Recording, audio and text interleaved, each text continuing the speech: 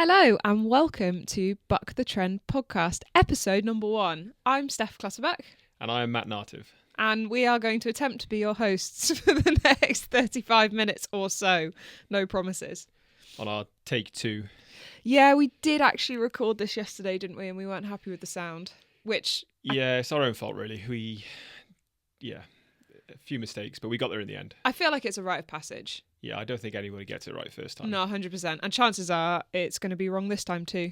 And if they do, fair play to them. Yeah, not us. But we didn't. We did not get it right first time. But it's fine because we had a practice run and now we get to go again. Yeah, we're back. So yeah, we're back. We're never here, but we're back anyway. So I guess, should we kick off? Where do we want to kick off? With... Why the hell have we called the podcast Buck the Trend? Yeah, I guess, yeah. So... Yeah, I guess we put a vote out, didn't we, to what? We asked the audience. We pulled the age-old trick because we ran out of ideas, basically. Yeah, we had a few, but we just couldn't quite stick a name, could we, or agree one together. And we sort of brainstormed it back and forth, and we thought, why not put it to a vote? Yeah, and we asked Instagram, and the ideas that they came up with, or you came up with, gave us what ended up being the final idea. And there were some really creative uses of Clutterbuck. Yeah, and I just want to say thank you very much for all the suggestions because we had loads. I think we had over 100. I think it's 120. I think it was, which is mind blowing. Which is definitely more than I could have thought of. Yeah, and me, definitely both of us combined as well. We had groupthink. We were thinking of the same ones. So everyone else's lines of thinking got us to buck the trend, and obviously it's a bit of a play on my surname, but fundamentally the statement is about doing things differently, going against the norm. And I feel like that's something that we've done probably ever since we decided to take this triathlon thing seriously. Yep. And gives us quite a lot of license to have a bit of fun with the podcast over the next couple of months. Yeah, and I think we had to play around with, we had to play around with everything from words from both our names, your name, Steph, Clutter, Buck, and eventually I guess we came down to, I don't know, Buck the Trend was our favourite, I guess.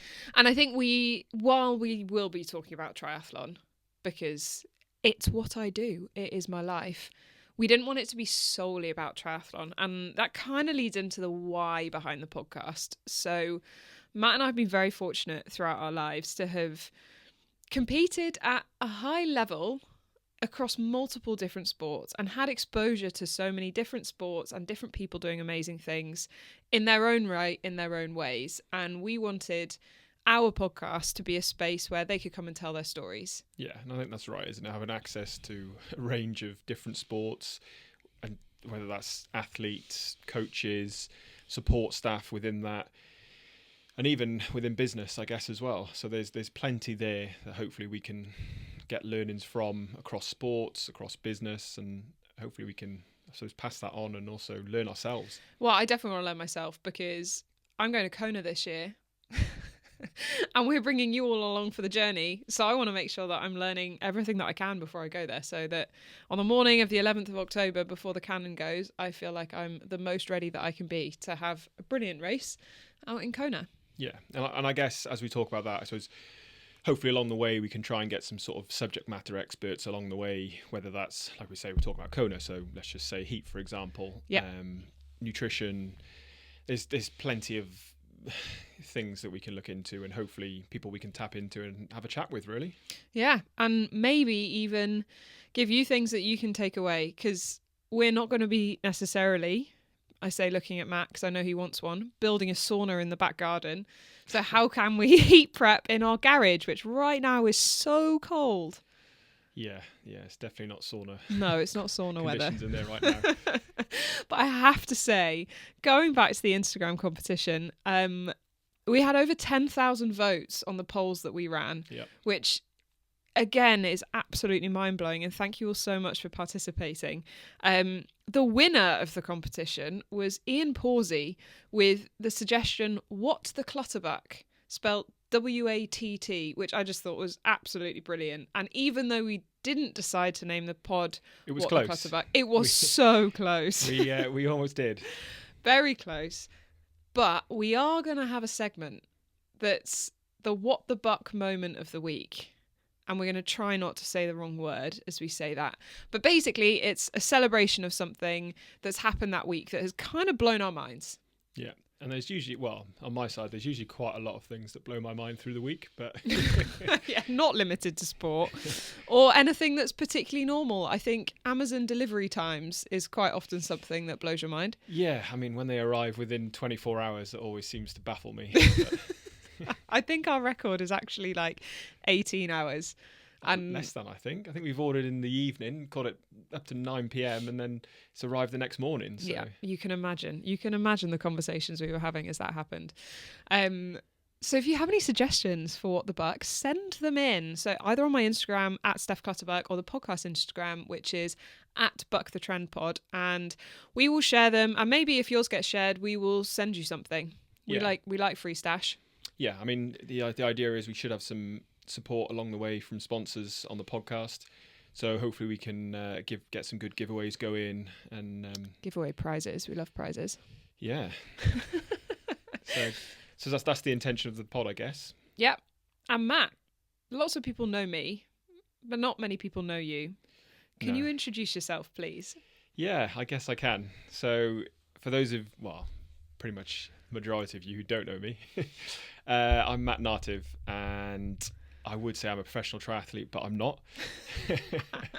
I dabbled. I've done a few triathlons myself. Most recently, I did Challenge Roth last year. Now we're in 2025. Yeah, we are 2025. So the Challenge Roth 2024 in, 9 hours 41, I think it was. I'd had the goal of going into 10 hours for a while, so it was nice to tick that box and sort of scratch that itch. Done a few other triathlons along the way. Mainly actually together, to be honest. We've done quite a few Ironmans together now. I would like to share a story just briefly. So Matt was there at my first Ironman, and I decided pretty much straight after to sign up for my second. So I signed up for Ironman Italy. That first one was 2019? 2019. So I'd initially signed up for Ironman Italy 2020. We all know what happened that year. And Matt was having conversations with his friends about doing Ironman Copenhagen 2020. And they all signed up, and that was wonderful. But he started to get a bit weird. Like, Matt can't keep secrets. Like, he's utterly appalling at it. And I was talking about Italy and about getting things booked and how I wanted him to support and stuff. And this was really early because I was very excited. And he was getting a bit like, or, maybe just like not really committing to anything. Turns out he had also signed up for Ironman Italy 2020 and was contemplating doing his first Ironman in August of 2020 and his second in September, which anyone will tell you a month's turnaround for an Ironman is utterly vile, let alone having never done one before. Yeah, and I guess that comes from, that's my own case of FOMO, I guess. Severe case of fear of missing out that I had to join you for it, which COVID did me a favour there, I guess, in hindsight, and gave me a bit longer between my first and second Ironman to probably recover and also realise what I'd actually how hard it is. Yeah. So yeah, I guess I've done a few Ironmans along the way. Previously, I did a lot of rowing growing up. So my dad went to the 86 Commonwealth Games as a rower. That's how I got into the sport. And essentially then competed, I guess since I was from a child, 11, I'd say. I sort of first got into it until I finished up, when I finished university in 2018, I believe it was. So yeah, had a good run, represented Great Britain a few times there. Won Henley twice. Won a Henley Royal Regatta a couple of times, and had a fantastic time, learned an awful lot, which I've actually brought sort of, I guess, into this side of things now, which we can speak about in a sec. So back to my role now, I guess, and what people probably don't know, and what I guess you see pretty much every day, but that sort of behind the scenes side of things. So obviously Steph, I guess from about 2021, from your Ironman Portugal win, we had the inkling idea that maybe you could go professional with this. You won your first Ironman and we thought, on not much training, not much idea. I mean, we were planning your training sessions together. We didn't have much of an idea back then of what we were doing, I guess. We learned a lot from rowing, but a rowing race over 6 minutes. This was now racing over 8 to 10 hours, essentially, for you. So I guess we had a lot of learnings there. And I guess that's when we decided that we'd try and make this work. Yeah. And I don't know, we didn't have a conversation about it. It wasn't like an agreement, but that was sort of the turning point for us, is how I kind of see it. And that's where I've been able to sort of come across and support. And I guess for me, as an age grouper, there wasn't much difference. I support you in the same way that every other person supports every family members, everything else, through an Ironman, because it takes an army to get to the start line and to the finish line. That it does. But I guess we started to try and build a bit of a social presence and a bit of a brand. I don't know how you'd say it, but just trying to, how would you describe it? We were building a brand. Yeah. So I suppose we put a bit more effort into it earlier on, before you turned professional. But I guess once you turned professional, that was when I suppose we had to start thinking a bit differently. For instance, I mean, bringing on a coach, that was a decision we made together, I guess. There's even things, now we're looking at now we've been talking to sponsors for the last couple of years. The negotiations with that, I guess, the building relationships. I mean, I do a lot of the behind the scenes things with that, the sending emails, the chasers, the stuff that I absolutely hate doing. Yeah, but it's done together, isn't it? And we're constantly in communication with each other. But I think the way we've managed to kind of get it is the way it works. Yeah. So Matt definitely manages the business side of being Steph, the professional triathlete, and it's a small business. There are two of us. So everything is a conversation and everything is in partnership. But what we're trying to create is the environment where I can just go out and do my job as a professional triathlete in training and recovering and fueling the best that I can, so that I can turn up on race day and give the best that I have on that day.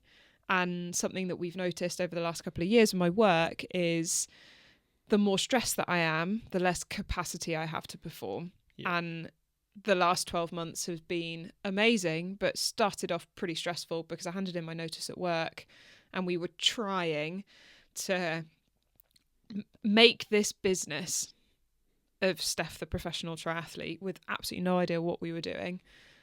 And we didn't want that stress to get in the way of me training and racing.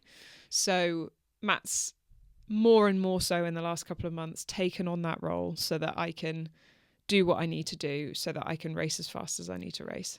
Yeah, and I guess the way I see it, I've been amongst some very high performing teams and high performing setups in my sporting career, and I guess the way I see it is building that sort of high performance setup. How can we make that better for you? So ultimately, when I was rowing, and the best I got out of myself was when everything was there in place for me. And that's not to say you don't do anything, but it's how can we limit all the external pressures and stress and let you perform. So whether that's, I don't know, support, sort of the business running of it, like we've said, the sort of the sponsorship, the business development sort of side of it, I guess.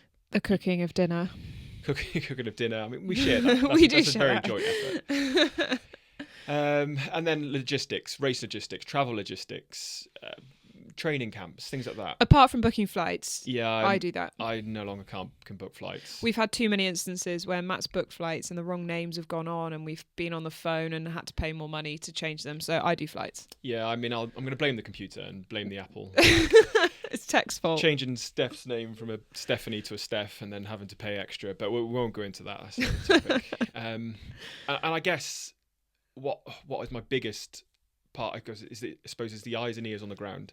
I see you every day. The way our coaching setup is at the moment, it's sort of remote coaching, I guess. Is that mostly? Yeah, so I'm coached by Tim Don, and he lives up in Loughborough.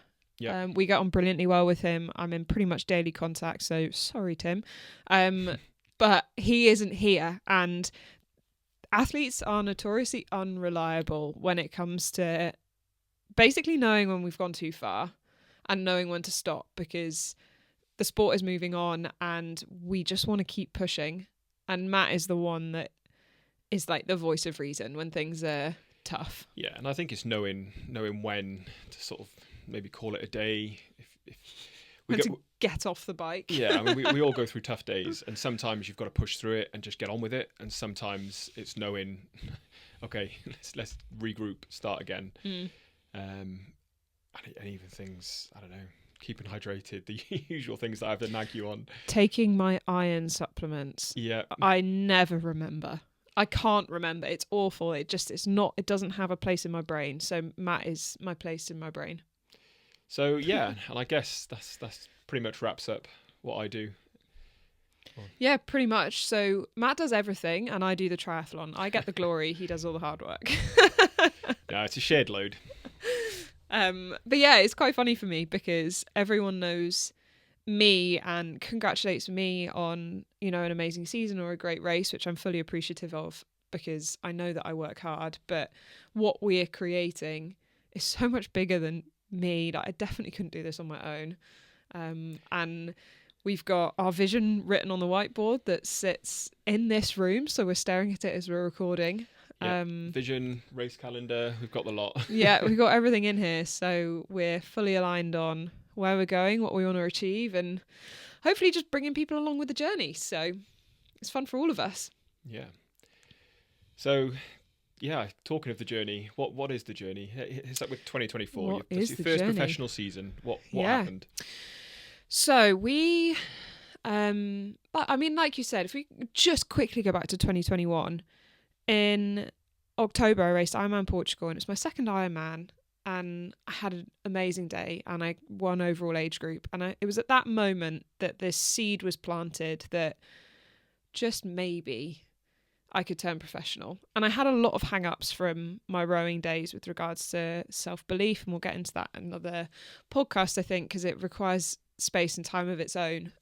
But that moment for me was really transformational. So fast forward to 2023, Ironman Victoria Guest Eyes, I finished within 25 minutes of the pro female winner, which for British Triathlon got me my pro license, which was super exciting. And I decided to take it after the season. So I wanted to go out and do Kona in 2023 and then to start the 24 season as a professional. But we also knew that in order for me to show the respect that a professional license needed, I had to move on from the job that I was in, because it was barely conducive to age group racing, let alone the standard of training and recovery that's required for professional racing. So we were starting to put things in place for January 2024 so that I could leave my job and start training as a professional, ready for the year. I did and still do work freelance. I was in the people consultant and people development space, and I'm still doing bits of work there. And I picked up some coaching, which has been so much fun. And I absolutely adore sharing the sport with so many people. But we started the year with no idea. No, and I guess whilst we're there, congratulations for first year out of work, isn't it? We're 360 days probably. Almost. As of the 18th of January, it's a year. Yes. Best year of my life. So we're almost there. I feel like I've de-aged by about a decade. Yeah, I think circling back is to the mental capacity you had from working. It wasn't just the hours you were putting in. It was the stress and like I say, the body takes stress, whether that's work stress, training stress, life stress. It is all still stress, and the body still reacts to it in the same way. So trying to limit those stresses is key for you to be able to train, recover and perform, I guess. 100%. And I'm quite an emotional person, so I need to don't laugh. I'm a very emotional person, okay? I'm not going to understate it. So I need to be really careful with where my energy goes. Yeah. Because it's so easy for mine to be drawn to places that are perhaps not the places it should be drawn to, and it's something that I'm working on. But yeah, removing myself from that kind of situation was Absolutely necessary. So we started the year with no idea about whether I'd prefer 70.3 or full distance racing. No idea what type of courses would suit me. No idea really like what we wanted the main race of the year to be or how I'd fare. Yeah, and you say no idea. We had an idea, but it's a blank changes, I guess, through the year. Yeah. And as each performance, we get a little bit more understanding of how you're comparing to the field, I guess. And yeah. But I guess what I mean by saying we had no idea is it was a complete blank slate, because age group racing is very different to professional racing. Yeah, completely. And just the kind of how dynamic it is from the moment the gun goes. Like age group racing, first across the line doesn't mean that you're the winner, because someone could come through that started minutes behind you and you're on a solo time trial all day. Whereas professional racing, you are racing from the gun, and honing that skill takes time. Because it's easy to go flat out from the start and then blow up, but you also need to measure your effort.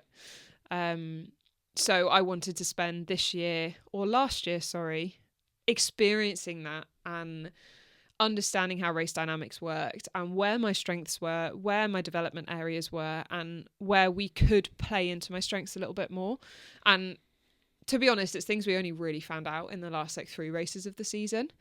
So I hit Ironman Valencia 70.3 first, and quite literally hit it because I hit a pothole 7 kilometers into the bike and my front wheel buckled and smashed. So it was unrideable and I had to walk back. Well, Matt walked out to get me and then we walked back into town because 7 kilometers. 7 kilometers.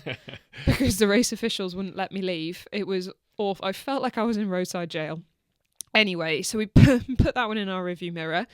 70.3 Mallorca was next on the list. Amazing race. It was a Pro Series event, which was like throwing myself in the deep end for my first pro finish. And I did actually get a penalty that race. It was my first race with Race Ranger. Technically my first bike as well, because I barely made it onto the bike in Valencia. And I was riding with Emma Pallant-Brown and Laura Phillip. Major fangirl moment. And we came to the bottom of the climb in Mallorca. And I was third wheel. And I just carried a little bit more momentum. So Race Ranger flashed red as the hill started. And I panicked because I was like, I'm only Steph. I can't overtake Emma and Laura. Like, who the hell do I think I am? So I didn't make the pass and the referee gave me a penalty. Actually, first of all, she showed me a red card. And I was like, what the hell have I done to deserve a disqualification? Yeah. Like, come on, surely not. And she apologised and gave me a blue card. But I guess it was definitely a deserved penalty. As the rules go... I broke the rule. Yeah. I broke the drafting rule. What should have happened, and I guess what we've learned from that now, is to just back yourself. And like I say, you went into the red zone. That's fine. Then it's the overtake. You've got to make the pass. So you've got to make a pass within 25 seconds. So I had to make the pass. I think it's different in age group, isn't it? I think you're allowed to drop back as an age grouper. I actually don't think you are. I think you have to make the pass, but you can slingshot. Okay. Well, that's one for us to check. Yeah, anyway. For me to check.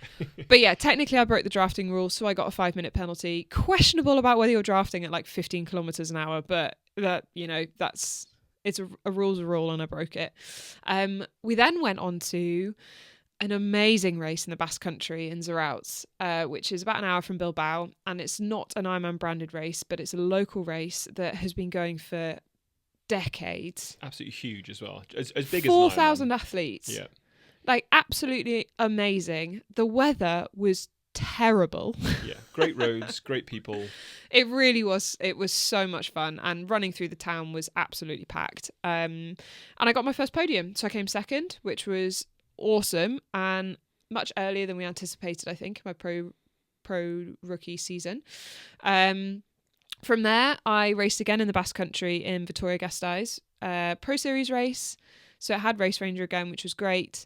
And it is a race that I knew because I'd done it in 2023. So I was really excited to go back and race it again. And it was another solid race. So I put in the fastest swim by 4.5 minutes and broke the swim course record, which was super cool. And got out onto the bike and was kind of just waiting. Well, I wasn't waiting. I don't know if you were waiting. I was riding really hard, expecting the train of Kat Matthews, Ruth Assel, Els Visser and Danny Blamel to catch me. And it just didn't. And I was riding, I was definitely riding way too hard.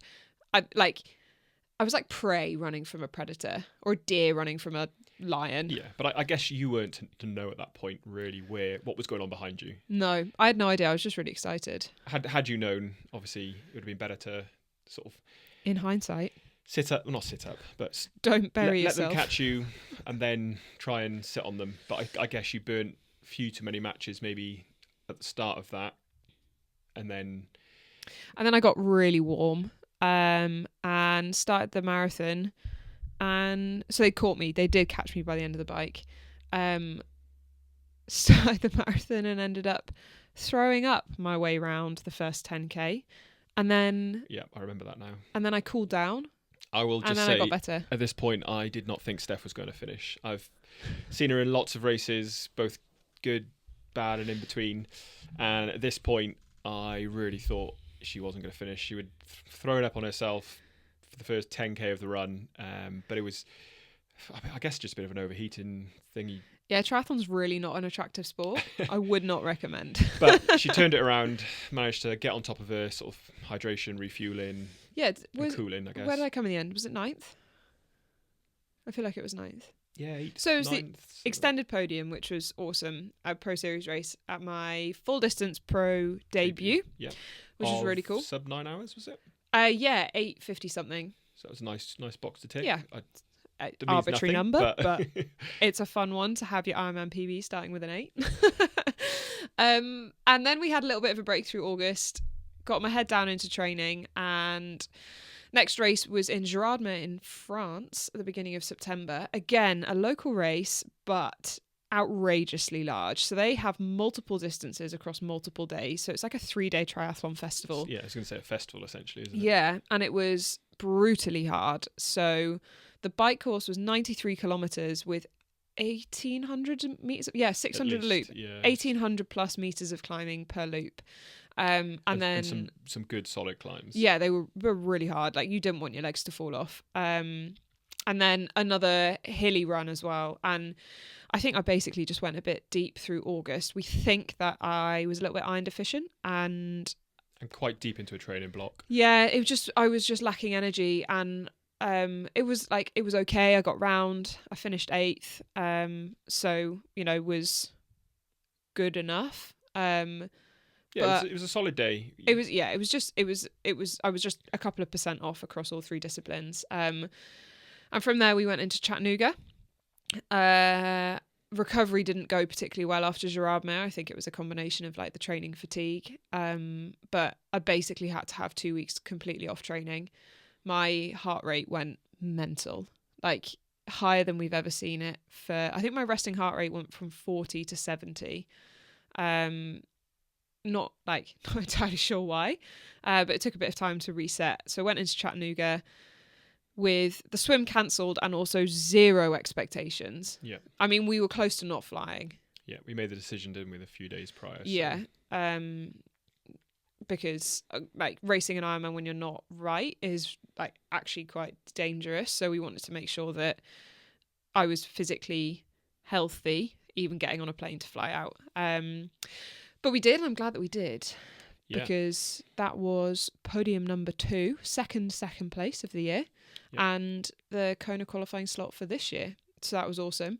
And from that point, it was just kind of bonus races. So we went and raced Ironman Portugal 3 weeks later to practice racing off the back of an Ironman because we think it might be necessary this year. And even mid-October, I wasn't ready to finish the season. So we flew out to Indian Wells for beginning of December. Unfortunately, I crashed my bike 30 seconds in. It's probably the most embarrassing way to crash a bike. I don't know what happened. I was trying to put my foot in my shoe, lost control of the front end, and the next thing I knew, I was on the deck. Finished the bike, was first off the bike, but I couldn't. My foot was so swollen, it really hurt. So yeah, and I guess it's not just your foot, hip. Yeah, I had quite a lot of road rash. Road rash. I mean, and at that point, there's no point taking a risk end of December, because if anything had happened, that could have put me out till March, and then you're late. Yeah. So yeah, whistle stop tour. That's not really that whistle stop because I love to talk, and that was my year. So finished the year, good year. Overall, good year. Beat expectations, I guess, from the start. Yeah, Yeah, I think the big highlight for me was running a 3:05 in Chattanooga. That was massively unexpected. Yeah, and not that we went in with many expectations for this year. It was more a learning process this year. Yeah, which we've definitely done. Whereas now we've got some good markers to kind of hopefully springboard for this year now, I guess. Yeah. So, and talking of this year. Yeah, I was going to say that leads us into 2025. So we are already there, checking my watch. We are here, yeah. But we are. We're definitely in 2025. We are in January. And we are also in the thick of planning. So I think what's really exciting about being a pro triathlete at the moment is there are so many options. Yeah. We can basically do whatever we want. We can race on whatever continent we want. And there are options available for us to go race hard and race for prize money. Yeah, I mean, you've got the Challenge Race Series. There's plenty of races through that. You've got the Ironman Pro Series. You've got even just normal. I say normal. Non-branded. Ironman, yeah. Non-Pro Series Ironmans. And then the non-branded races and the T100 races. So, you can create any mix of all of those. And we're, deciding at the moment, do we want to do the Pro Series? Is doing 3 Ironmans the right thing for me at the moment? I've obviously got Kona in October and I'm 100% going. So that's like the big A race that's got lots of circles around it on our race plan. But other than that, I want to turn up to Kona feeling ready to have a great day, but also not having everything ride on it. And something that I learned from my rowing days, I place so much emphasis on individual race days and would never make plans for after them. And it just meant that there was just so much pressure. Yeah. And we don't want that. So I want Kona to be something to be excited about, but giving myself so many other opportunities to have great days throughout the year. Yeah, because it is sport at the end of the day. And like I say, you can turn up to the start line in the best shape possible, but sometimes it's not your day, or it's just, like I say, you need a bit of luck on your side sometimes, as well as being a fantastic athlete, I guess. Especially in a place like Kona. Yes. Oh, I love Kona. Maybe I'm so the weather excited. gods will be good to us with a bit of rain and. Oh God, can you British imagine? Yeah, I would like to put in my order right now for some rain and clouds, and like 20-degree weather. Nice cool breeze. Nice cold breeze, please. Especially on the road back from Harvey. Deal. That would be excellent. Thank you so much. So yeah, that's where we're at. And once we have a bit of a better idea for what the race program is, we will obviously share it with you. But right now, we know no more than you do. Just loads of ideas and a big red list on our whiteboard. Yeah, I was just having a look now to see what was on there. And I mean, I've literally put so many races on there that I want to go and do. So yep. Yeah, lucky us for getting to pick between them. Okay, can we do the first What the Buck of the week? Yeah, I'd almost forgot about that. So don't worry, I've got a good enough memory. To Ian. Yeah, thanks to Ian for What the Clutterbuck. We've shortened it to What the Buck because it's easier to say. My surname is too long. I haven't got any prizes. Maybe I'll have to buy him a pint at some point. I'll send him a t-shirt. Okay. He can definitely get a t-shirt. We'll send him a t-shirt. Maybe even a cap. Would people like caps? Give us a shout if you want caps. We currently have neither, so. I've got both ready to go. Oh, okay. Yeah, I'm organised. See, Right. Off season has been good to me because I couldn't move because of like potential concussion, definite concussion, whiplash, road rash. I redid the podcast room, this room that we're in now, and I'm designing a load of t-shirts. Perfect. Well, good for me. Let's get them out. They're just hiding at the moment.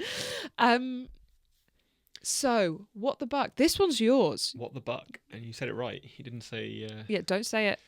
Don't tempt fate. I won't. What the Buck? So, what the Buck moment of the week? Like I say, we said it can be sporting, it can be life, it could be business. It's kind of, I don't know, a good story, a good vibe of the week, really, I guess, isn't it?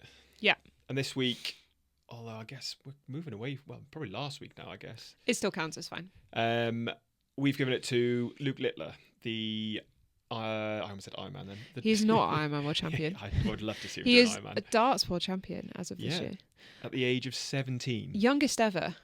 Which is really impressive. I mean, people can take the mick out of darts all they want, and it is definitely a more, I guess, skilled mental sport as well. Definitely skill and mental strength. But do you know what's even more outrageous? So, you know, when like sometimes you get these young prodigies that come through and do amazing things almost out of nowhere. Luke's not out of nowhere. He came second last year at 16, and he was World Youth Champion the year before. Yeah. And he's also won like the other 3 major darts tournaments, and he's ranked second in the world. And I think the big thing with him is he was second at Sports Personality of the Year, I think he was. Yeah. In the UK, and I guess that he brings, like I say, he brings a personality to it, and he's brought a bigger viewership, I guess, to the world of darts. And it's called Littlemania, isn't it? I've no idea, but let's call it that. Maybe we can have Clutterbuck Mania. Yeah, I just think back to me at 17 and all of the stuff that you're trying to figure out in finding your place in the world.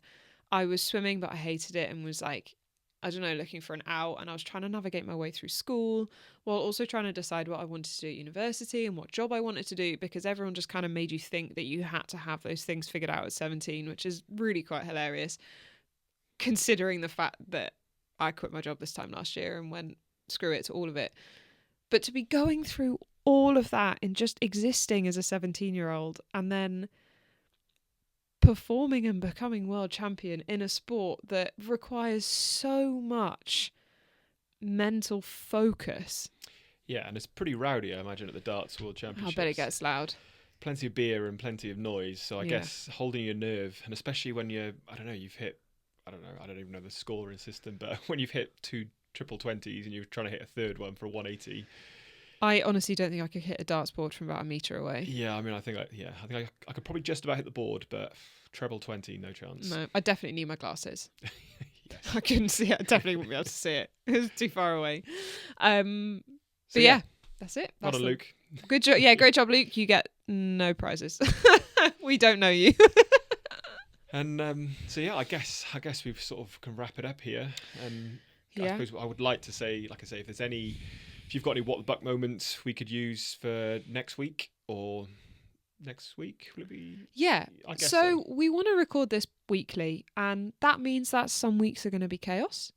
Some weeks the sound quality may not be so good. Some weeks we might be in different places. Today we are in the same room, which is excellent. And sometimes there'll be different voices on the show. Yeah, we will. Not in January because we're flying out to Lanzarote for 2 weeks. So having a guest on while also trying to navigate training camp fatigue will just not be the one. But from February, hopefully we'll have some guests on. So there'll be a third voice for you to listen to. Yeah. And some hopefully great conversation to stimulate thinking. But if you have anything that you want us to talk about, any questions, any themes that you think you want to hear us ramble on about. Yeah, and no question is too stupid. I guess how I want to phrase that is, like I say, you've come from the I don't know, not the very bottom, the beginning of this. I mean, you. But it is like I knew nothing. Yeah. So I guess there isn't a question, and I guess that leads us on to a story. I guess we can go on to, but you've been there. You've made silly mistakes along the way. Yeah. And I guess there isn't a silly question. So if anyone's got any questions they may think are silly and they don't want to say them. And we can always like say them anonymously and just answer them if you really are that worried. But honestly, after I tell this absolutely mortifying story, I hope that we're friends. We'll be friends after I share this. So Ironman Copenhagen 2019 was my first Ironman, and I notoriously get pretty bad race brain. Like my day-to-day brain is... Yeah, I was going to say it's day-to-day brain. It's got Steph. Holes in it. It's a holy cheese. You lose your purse, you lose your phone, and everything else in between. Literally anything that's not in my hand, I don't know where it is. Morning of Ironman Copenhagen, it's like times 1,000 because I'm so nervous and so stressed for what is going to be it was the hardest day of my life. But at that moment, it was also the most terrifying thing that I could do. And I was getting ready. I just dropped everything off in transition and had found Matt, and I was getting ready for the swim start. And I put on my wetsuit. Did you ask me where my leggings were? No, I'm pretty sure I watched you put your wetsuit on over your leggings because I think you were the other side of a barrier or something at this point. And I was probably chuckling to myself. Yeah, thinking... so I put my wetsuit on and didn't really think until Matt, I think Matt made a comment like, Steph, you've got your leggings on. And I was like, no, I don't. like, stop trying to wind me up. I'm already so stressed and I'm so nervous. Why are you telling me that I've still got my leggings on? He was like, no, but you've seriously got your leggings on. No, Steph, you have still got your leggings on. Take them off. And I had to take off my wetsuit, take off my leggings. So my tri-suit was on. So I had my tri-suit on, my leggings over the top, then my wetsuit. So I had to take my wetsuit off, and then I had to take my leggings off. Like, and everyone's around you watching. Like, they can see this whole thing. I was like, oh God. And now I have to go and race an Ironman. And I'm just already emotionally drained because I've just put my clothes on underneath a wetsuit. But you got round. You smashed it. Did get round. Did have... I was going to say I had loads of fun. I really didn't. It was so hard, but I loved it enough that I decided to carry on doing it. I don't know. You had a smile on your face for, I'd probably say, 90+% of the time. Or maybe the bits I saw then. I didn't. Yeah, see I was the going to rest. say I was smiling whenever I came past you, so you didn't worry. I was not. Yeah, I wasn't smiling for most of the marathon, but it was coming down that finish chute is still best moment of my life. So Good. So worth more to putting come. my wetsuit over my leggings for. Okay, well, I guess we'll wrap it up there. And like I say, thanks for, I guess, getting to know us a little bit better. And yeah, Thanks for listening. thanks for listening. If there's anything else that you'd like to learn along the way, like I say, drop us a message. Send us a message. No questions too stupid. And we will see you next week. Goodbye. Bye.